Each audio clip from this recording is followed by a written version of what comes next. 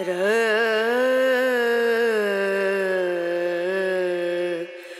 No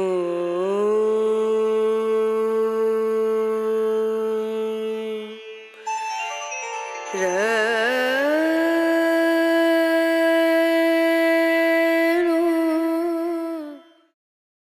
வரலாறு தவறானது, அது நமக்கு தெரியும், அது எல்லோருக்கும் தெரியும். சந்தேகம் என்றால் நமது வரலாற்று புத்தகங்களை ஒரு முறைக்கு இருமுறை புரட்டி பாருங்கள். வரலாறு தவறானது என்பதை தீவிரமாக புரிந்து கொள்ள முடியும். இன்னும் வெளிப்படையான உண்மை என்னவென்றால், வரலாற்று ஆராய்ச்சியாளர்கள் கூட மெதுவாக வரலாற்றில் சில விஷயங்கள் தீவிரமாக மாற்றப்பட வேண்டும் என்பதை ஏற்றுக்கொண்டே வருகிறார்கள்.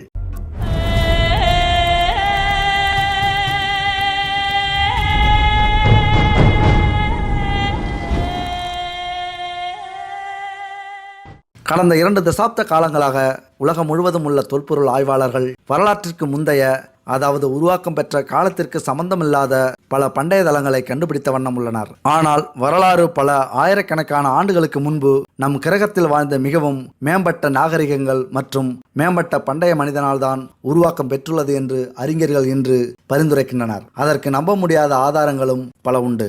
அதில் ஒரு ஆதாரம்தான் கோபெக்லி டேப் கோவில். முக்கியமாக பூமியின் தொலைதூர கடந்த காலங்களை நிரூபிக்கும் மிகவும் மேம்பட்ட பண்டைய தளங்கள், குறிப்பாக 12,000க்கும் மேற்பட்ட ஆண்டுகளுக்கு முன்பு கட்டப்பட்ட தளங்கள், முக்கியமாக வேண்டுமென்றே ஏதோ ஒரு காரணத்துக்காக புதைக்கப்பட்ட கோபெக்லி டேப் கோவில் வழிபடுதலுக்காகவே மனிதர்களால் கட்டமைக்கப்பட்ட உலகின் முதல் கோவிலான இது ஏன், எதனால் புதையுண்டது என்பதில் எந்த தெளிவும் இதுவரை இல்லை. கோபெக்லி டேப் இதை ஒரே வார்த்தையில் விவரிக்க வேண்டுமென்றால் சாத்தியமற்றது.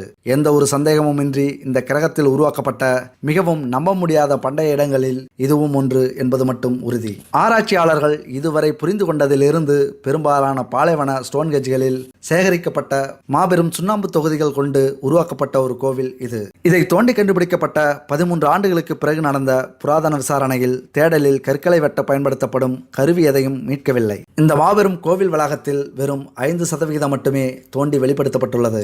மீதி மண்ணுக்குள் புதைந்துள்ளது. அதனுடன் பல்லாயிரம் ஆண்டுகளுக்கு முன்பு மேம்பட்ட கலாச்சாரங்கள் நம் கிரகத்தில் வசித்துள்ளனர் என்பதற்கான இறுதி ஆதாரம் என்று கூட இதை குறிப்பிடலாம். 3 பெரிய கல்வட்டங்கள் கொண்ட இந்த மர்மமான கோவில் வேண்டுமென்றே தொலைதூர கடந்த காலத்தில் ஏதோ ஒரு காரணத்துக்காக புதைக்கப்பட்டுள்ளது.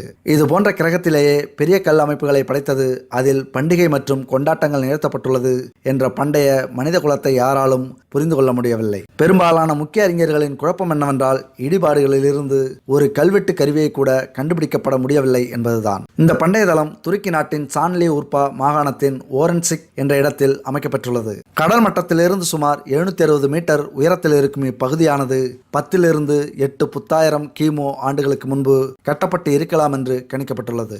உலகில் வரலாற்று முந்தைய காலங்களில் பல்வேறுபட்ட நாகரிகங்கள் தோற்றம் பெற்றுள்ளன. அந்த வகையில் ஆயிரக்கணக்கான ஆண்டுகளுக்கு முன்பு தோற்றம் பெற்றதுதான் இந்த கிரேக்க நாகரிகம். இந்த பண்டைய மனிதர்களால் வளர்ச்சி பெற்றது என்று ஆய்வாளர்கள் கருதுகிறார்கள். உலகில் பல்வேறு வரலாற்று சான்றுகள் அழிவுற்ற நிலையில் பண்டைய நாகரிகங்களும் கலாச்சாரங்களும் அன்று அவற்றோடு சேர்ந்து அழிந்துவிட்டது. கடந்த 2 தசாப்த காலங்களாக உலகம் முழுவதும் உள்ள தொல்பொருள் ஆய்வாளர்கள் வரலாற்றுக்கு முந்தைய காலத்திற்கு சம்பந்தமில்லாத பல பண்டைய தளங்களை இதுபோன்று கண்டுபிடித்த வண்ணமே இருக்கிறார்கள். இவ்வாறு கண்டுபிடிக்கப்பட்டதுதான் உலகில் முதல் கட்டப்பட்ட இந்த கோவில் என்று கருதப்படும் கோபெக்லி டேப் கோவில். இந்த கோவில் துருக்கி நாட்டின் சான்லி உர்பா மாகாணத்தின் ஓரன்சிக் என்ற இடத்தில் கிரேக்கர்களின் புரதான கோவில் ஒன்று மண்ணோடு மண்ணாக புதைக்கப்பட்டிருக்கிறது. துருக்கியின் தென்கிழக்கு அனடோலியா பிராந்தியத்தில் தொல்பொருள் ஆய்வு மையம் இருக்கிறது. கடல் மட்டத்திலிருந்து சுமார் 760 மீட்டர் உயரத்தில் இருக்கும் இப்பகுதியானது காலத்திற்கு முன்பு கட்டப்பட்டு இருக்கலாம் என்று கணிக்கப்பட்டுள்ளது. கோபெக்லி டேப் கோவில் இந்த பூமியில் உருவாக்கப்பட்ட மிகவும் நம்ப முடியாத பண்டைய இடங்களில் இதுவும் ஒன்றாகும். உலகின் பழமையான மெகாலித் சுமார் 20 தூண்களில் 200க்கும் மேற்பட்ட தூண்கள் தற்போது பூகோளவியல் ஆய்வுகள் மூலம் அறியப்படுகின்றன. இந்த கோவில் பல்லாயிரம் ஆண்டுகளுக்கு முன்பு மேம்பட்ட கலாச்சாரங்களில் கிரேக்கத்தில் மக்கள் வசித்துள்ளனர் என்றும் பெரிய கல் அமைப்புகளை படைத்து அதில் பண்டிகை மற்றும் கொண்டாட்டங்கள் நிகழ்த்தப்பட்டுள்ளது என்பதற்கான இறுதி ஆதாரமாக இது கருதப்படுகிறது. கிளாஸ் ஸ்மித் தலைமையின் கீழ் 1996ஆம் ஆண்டு வரை, அவரது இறப்பு வரை ஜெர்மன் தொல்பொருள் துறையால் இது தோண்டி எடுக்கப்பட்டது என்று வரலாறு கூறுகின்றது. நம் வரலாறு மிகவும் தவறானது என்றால் நம்புவீர்களா? இதுதான் உண்மை என்றில்லை. நம் வரலாற்றில் பல்வேறு நிகழ்வுகள் திரிக்கப்பட்டுள்ளன. நாம் படிப்பவை அனைத்தும் அப்படியே நடந்தவை என்று நம்பினால் நீங்கள் அவ்வளவு நல்லவரா என்றுதான் கேட்க வேண்டும். ராமர், புத்தரிலிருந்து பிரபாகரன், வீரப்பன் வரை புகழ்பெற்ற அனைவரது வரலாறும் ஏதோ ஒரு வகையில் பல்வேறு கற்பனைகளை கலந்து கூறப்பட்ட கதையாக இருக்கலாம். ஏனென்றால் வரலாறு எப்போதும் எந்த காலத்திலும் தெரியக்கூடியதே. சரி, எல்லோராவில் உள்ள குடைவரை கோயில்கள் அப்போதைய மக்களால் கட்டப்பட்டது என்று நீங்கள் நம்பிக்கொண்டிருந்தால் இந்த வீடியோவை முழுமையாக பாருங்கள். மன்னர் தொழில்நுட்பமா, ஏலியன் தொழில்நுட்பமா என்று உங்களுக்கே ஒரு சந்தேகம் மனதில் எழும். வாருங்கள், அதை பற்றி முழுவதும் பார்க்கலாம். மகாராஷ்டிரா மாநிலம் எல்லோராவில் அமைந்துள்ள குடைவரை கோயில்கள் உலக புகழ் பெற்றவையாகும். அதன் சிறப்புகள் உங்களுக்கு தெரியுமா? பொதுவாக பாறைகள், மலைகளை வெட்டி கொண்டு வந்து கோயில்கள் கட்டுவார்கள். ஆனால் ஒரு பாறை மலையையே கோயிலாக்கியது இந்த எல்லோராவில்தான். பல நூற்றாண்டுகளுக்கு முன்னரே கட்டப்பட்ட இந்த குடைவரை கோயில்களின் கட்டுமான தொழில்நுட்பம்தான் தற்போது சந்தேகத்துக்குள்ளாகியுள்ளது. இது யுனெஸ்கோ உலக பாரம்பரிய சின்னமாக அறிவிக்கப்பட்ட இடமாகும். இது 5ஆம் நூற்றாண்டுக்கும் 10ஆம் நூற்றாண்டுக்கும் இடையில் கட்டப்பட்டவையாகும். ஆனால் கட்டியது யார் தெரியுமா? இங்குள்ள கோயிலை கட்ட கற்களை பயன்படுத்தவில்லை. ஒரு பெரிய மலையையே குடைந்து கோயிலாக்கியுள்ளனர். குடைவரை கோயில்கள் உலகின் முன்னோடியான தொழில்நுட்பம். அதனால்தான் இந்த கோயில் சந்தேகத்துக்குள்ளாகியுள்ளது. கட்டியது மனிதனா இல்லை வேற்றுக்கிரக வாசியா என்று. இந்த கோயில் உலகின் முதல் குடைவரை கோயிலாகும். மலையை குடைந்து இந்த அளவுக்கு உலகில் எவரும் கோயில் கட்டியதில்லை. உலகின் பல பகுதிகளும் மலையில் குடையப்பட்டு கோயில்கள் முன்னிருந்து வெட்டப்பட்டு பின் குடையப்பட்டு கட்டின் முறையில் செய்யப்பட்டுள்ளது. ஆனால் எல்லோரா அப்படி இல்லை. இதற்கு மாறாக எல்லோராவில் கட்டப்பட்டுள்ள கோயில்கள் கட் அவுட் முறையில் அமைக்கப்பட்டுள்ளது. அதாவது மேலிருந்து மலையை கொஞ்சம் கொஞ்சமாக குடைந்து எடுத்து கட்டப்பட்டுள்ளது.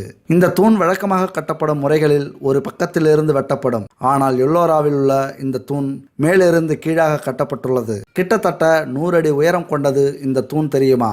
இந்த தூண் ஏலியன் டெக்னிக்கில் கட்டப்பட்டது என்பதும் மொத்த கோவிலும் வேற்றுக்கிரக வாசிகள் கட்டியது என்ற சந்தேகமும் உங்களுக்கு முழுமையாக ஏற்படலாம். இந்த தூணானது வழக்கத்துக்கு மாறாக பாறையை மேலிருந்து கீழே குடைந்து கட்டப்பட்டது. இந்த தூணை செய்வதற்காக தூணை விட பல மடங்கு அதிகம் உள்ள பருப்பொருள் பாறைகளை எடுத்துள்ளனர். அதையெல்லாம் எங்கே கொண்டு சென்றனர், எப்படி வெளிக்கொண்டு வந்தனர் என்பது புரியாத புதிராக இருக்கிறது. கிட்டத்தட்ட 4000 டன் பாறைகள் இங்கிருந்து எடுக்கப்பட்டதாக கூறப்படுகிறது. அப்படி என்றால் அதற்கு என்ன வழிமுறைகளை பயன்படுத்தி இருப்பார்கள் என ஆராய்ச்சியாளர்களே வியந்து கொண்டிருக்கிறார்கள். மறந்து விடாதீர்கள், இந்த கோவில் சில ஆண்டுகளால சில நூற்றாண்டுகளாக கட்டப்பட்டிருக்க வேண்டும். அந்த அளவு அட்டகாசமான கல்வெட்டுகள் செதுக்கப்பட்ட பாறைகள் உள்ளன. ஆனால் இதை சில ஆண்டுகளிலேயே கட்டியிருக்கின்றனர் என்றால் அந்த தொழில்நுட்பம் என்ன, யார் செய்தது? அப்படி நூற்றாண்டுகள் தேவைப்படும் ஒரு கட்டிடத்தை 18 ஆண்டுகளில் கட்டி முடிந்ததென்றால் தினமும் 12 மணி நேரத்திற்கு மேலாக உழைத்தவர்கள் யார்? அந்த காலத்தில் இந்த கட்டுமான பணிகளில் ஈடுபட்ட மக்கள் ரோபோக்களை போல வேலை செய்திருக்க வேண்டும். அப்போதுதான் இதை சாத்தியமாக்கி இருக்க முடியும். கிட்டத்தட்ட 4 லட்சம் டன் பாறைகளை அகற்ற வேண்டுமென்றால் 22,222 டன் பாறைகள் ஒரு வருடத்தில், அதாவது தினமும் 60 டன் பாறைகளை ஆழ்துளையிட்டு அகற்ற வேண்டும். உங்களுக்கு தெரியும், இப்போதுள்ள தொழில்நுட்பத்தினால் கூட இவ்வளவு எடையை அகற்றுவது என்பது சாத்தியம் குறைவானதுதான். அதீத சக்தி கொண்ட ஏலியன்கள் இல்லாமல் இந்த பாறைகளை அகற்றி இருக்கவே முடியாது என்கின்றனர் ஆய்வாளர்கள். இந்த வரலாற்று பொக்கிஷத்தை அழிக்க நினைத்த அவுரங்கசீப் கிட்டத்தட்ட 80,000 பணியாளர்களை வைத்து வேலை வாங்கி அமர்த்தி ஒரு சில ஆண்டுகள் வேலை வாங்கியும் சில சேதங்களை விளைவிக்க முடிந்ததை தவிர முற்றிலுமாக அழிக்க முடியவில்லை. இந்த அழிப்பு சம்பவம் எகிப்து பிரமிடுக்கு ஒப்பானது. ஏனென்றால் இதுபோன்ற பிரமிடையும் அழிக்க நினைத்த போது அதிலும் சிறு சேதம் மட்டுமே உருவாக்க முடிந்தது. பிரமிடும் ஏலியன்கள் கட்டியது என்று ஒரு கருத்து நிலவுகிறது. ஒருவேளை இந்த கோவிலை மனிதர்கள் செய்திருந்தால் இதைவிட பெரிய அழகிய கலைவண்ணங்களுடன் சிறப்பான கோயில்களை கட்டியிருக்க முடியும். ஆனால் உலகிலேயே முதலும் கடைசியுமாக கட்டப்பட்ட இவ்வகை குடைவரை கோயில் இது மட்டும்தான். அப்போ கண்டிப்பாக ஏதோ மர்மங்கள் ஒளிந்திருக்கிறது என்றுதானே அர்த்தம்.